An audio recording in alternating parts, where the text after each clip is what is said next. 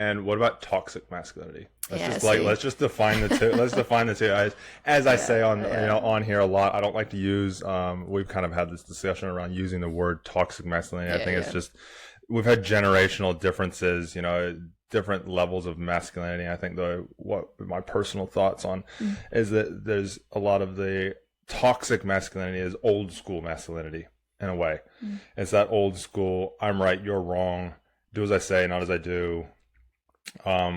Like powering through things instead of actually sitting with things and actually looking at things from multiple different perspectives. Obviously, there's the three P's that I talk about: provide, protect, and preside.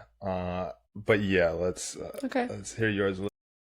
I personally don't like that term, No. only because I just think it's often used in the wrong context, or it's become such a hype phrase, I think, that like people are like, oh, he's just being toxically masculine, and I'm just like, I don't necessarily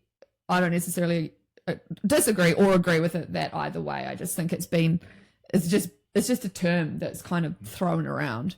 As you were speaking, I was thinking, well, what does toxic masculinity mean to me? Obviously, at the at the worst level of toxic masculinity, we're talking about men that use their power over women to do horrible things, right? So I'm talking abuse, whatever you want to put that in: sexual, physical, emotional. That is a toxic man. A toxic man, because men are stronger than women. That's just it, right? Men are meant to be the stronger sex. Men are meant to be the hunters. They're the ones that were meant to go out and provide for their family and protect their family. So if you're a good man, you're using your strength to do that for your family, whatever your family looks like for you, right?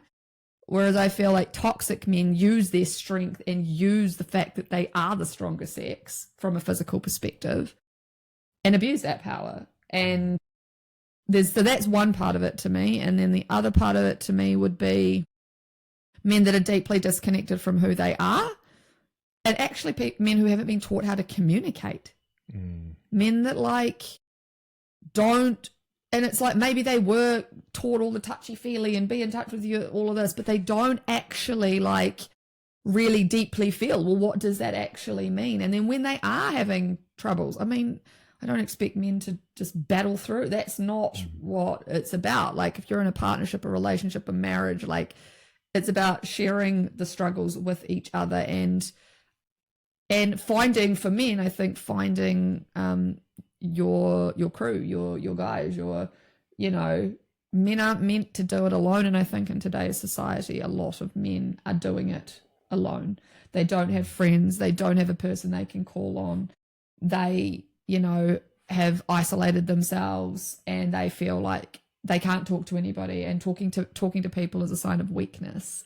Because again, we've gone through this kind of era of men don't do that, So I think it's a fine balance, but I think at a core, I think it's men using what, if you believe in God, universe, whatever, as the male sex, you are given the gifts of being stronger than women. That's just a fact.